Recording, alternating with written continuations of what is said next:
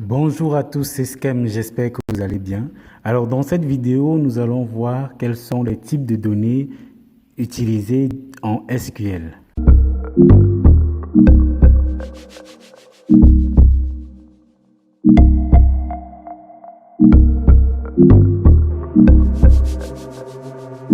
Le langage SQL permet de manipuler de nombreuses données et ces données sont classées selon un certain nombre de caractéristiques.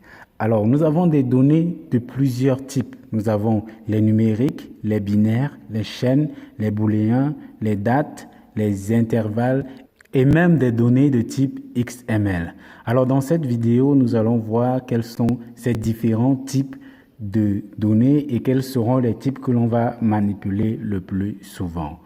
Alors, pour commencer, nous allons étudier les types de données de type numérique.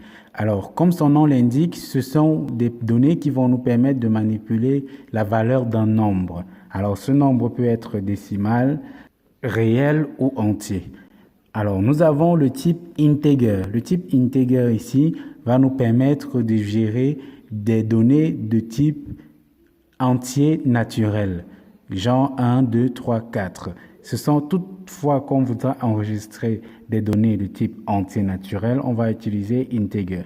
Ensuite, nous avons les données comme small int, big int, qui sont des données qui vont également nous permettre de gérer des données de type entier naturel, sauf que maintenant, big int, ici, est utilisé pour les gros chiffres. On parle de millions, de milliards. Et small int pour les chiffres très petits. Alors, si vous voulez contenir de très petits chiffres, vous utilisez small int.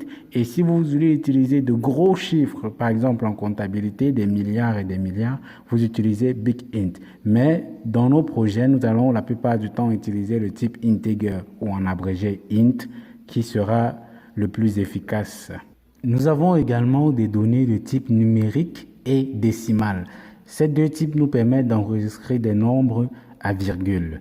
Cependant, dans notre cas, lorsque nous allons vouloir enregistrer des types de données décimales, c'est-à-dire des nombres qui contiennent des virgules, on va plutôt utiliser le type float, qui est un type beaucoup plus adapté et qui est souvent le plus utilisé dans ce cas. Maintenant, nous allons passer aux données de type chaîne de caractères. Alors, ces données vont nous permettre d'enregistrer du texte. Alors, s'il s'agit d'un texte à longueur fixe, on utilisera char.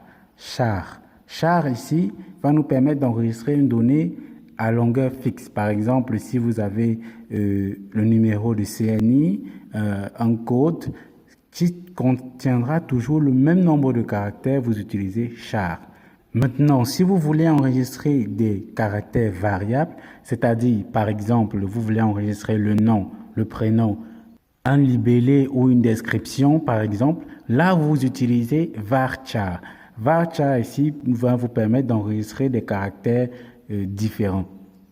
Maintenant, dans le cas où vous voulez enregistrer des textes très grands, c'est-à-dire, par exemple, le contenu d'un article, vous voyez qu'il s'agit d'un texte très volumineux. Là, vous utilisez le type texte.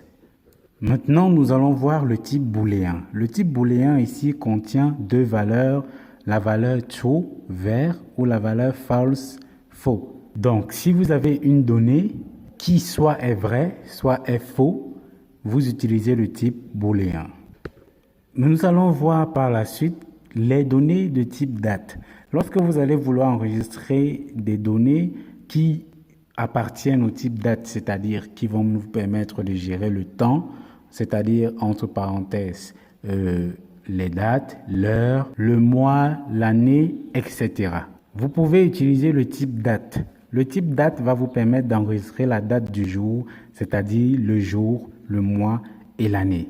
Maintenant, vous pouvez utiliser le type time qui va vous permettre d'enregistrer cette fois-ci l'heure. Est-ce qu'il s'agit par exemple de 12h30 et 20 secondes. Donc ici, on enregistre l'heure, les minutes et les secondes. Vous pouvez utiliser le type timestamp qui ici va vous permettre d'enregistrer l'heure et la date Donc, vous pouvez avoir une information comme le 1er janvier 1943 à 12h30 et 20 secondes. Nous sommes arrivés à la fin de cette vidéo. J'espère que vous avez assimilé les types de données que nous avons apprises aujourd'hui. On se retrouve pour la prochaine fois pour voir ensemble la création et la gestion des tables. On se retrouve pour une prochaine vidéo sur votre formation SQL. C'était Skem. Merci. Goodbye.